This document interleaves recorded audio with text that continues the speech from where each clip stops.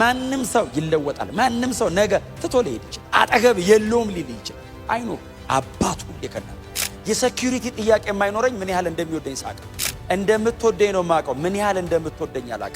የለም ሄዶብኝ ሞቷል ብዬ ነበር አለ በይ። የፈለገ ኃጢአተኛ ብትሆን ቀድሽ አቆመዋለሁ። እኔ በምሰጠው አይደለም ለኔ ባለው። ምንም ነገር እግዚአብሔር ቢያደርግልህ ላንተ ሲል ነው። ቢከለክልህ ቢሰጥ ትሞታለህ ማለት ነው።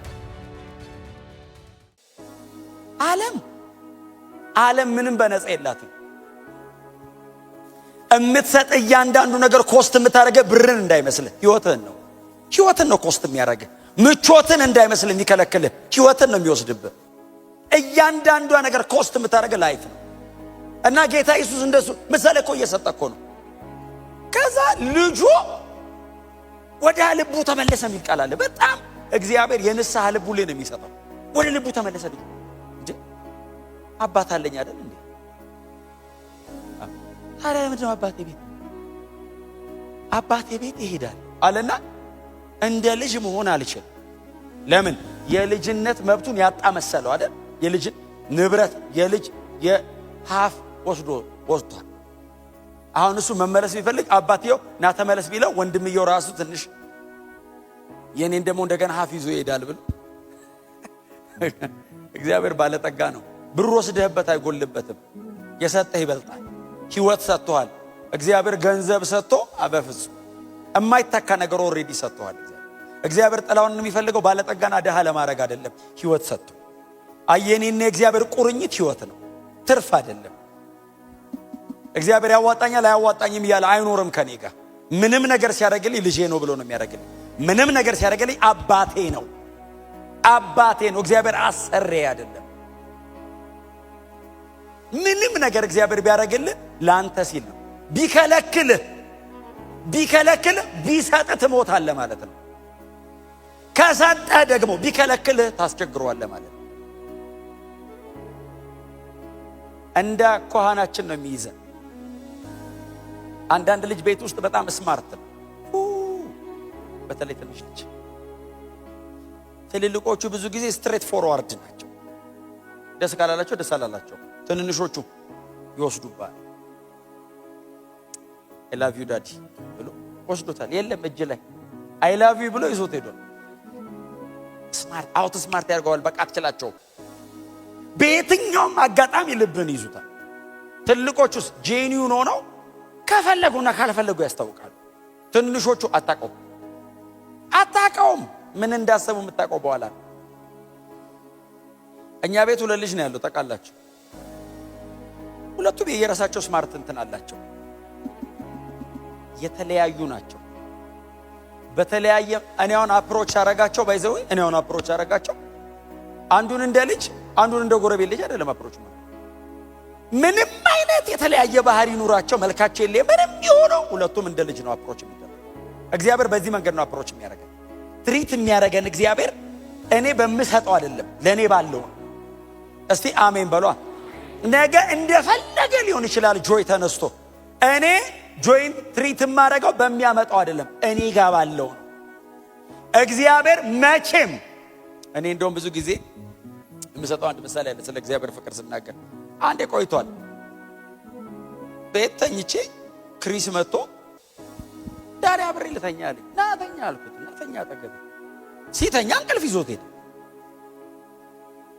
እያየሁት አምኖኝ ነው የተኛው። ትረስት እኮ ስለሚያደርገኝ ነው። ሌላ ቦታውን እንቅልፍ ላይ ይዞ ይችላል። እኔ ጋር መጥቶ ተኛ እንቅልፍ ያዘው። ተነስቼ ተንበረከኩ።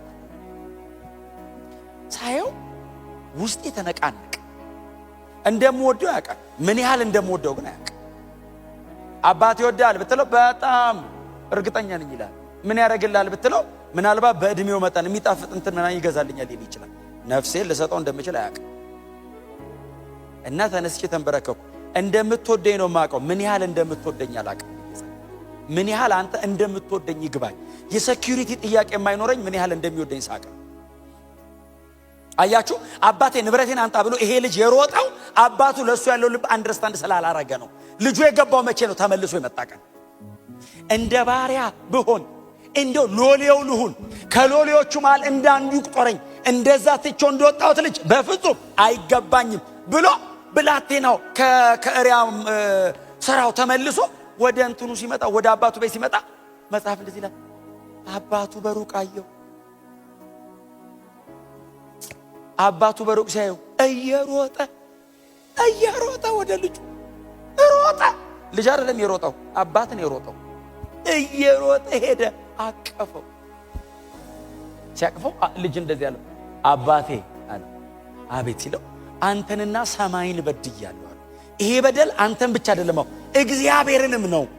እንደዚህ አይነት በደል በድያለሁ፣ በቤት እንደ ልጅ ሳይሆን እንደ ባሪያ አርገኝ ሲለው አባት እንደዚህ ያለ አቅፎት። ባሪያና ልጅ የሚል ርዕስ የአባት ርዕስ አይደል።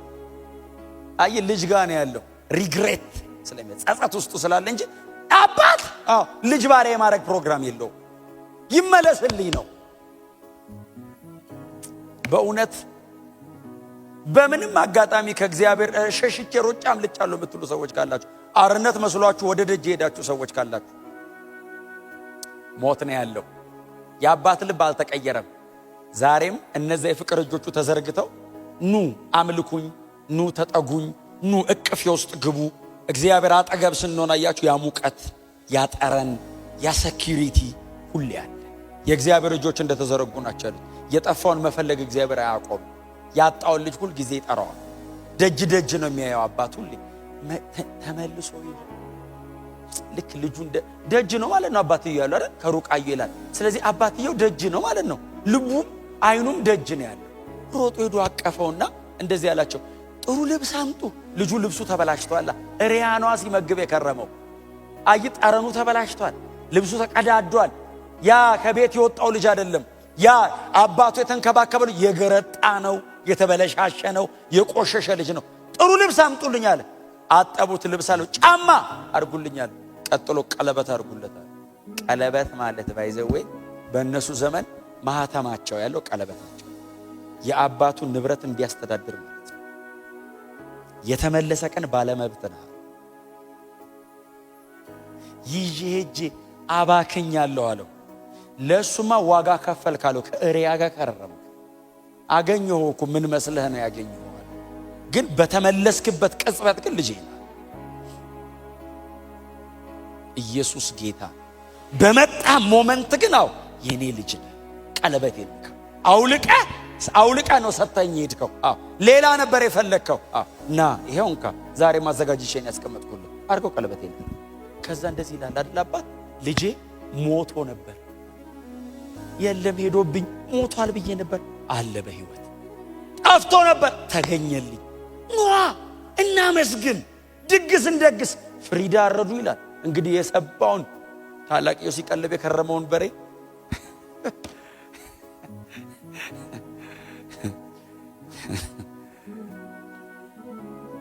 የሄዳችሁ እየመጣችሁ ያዘጋጀነውን በሬ አትውሰዱ።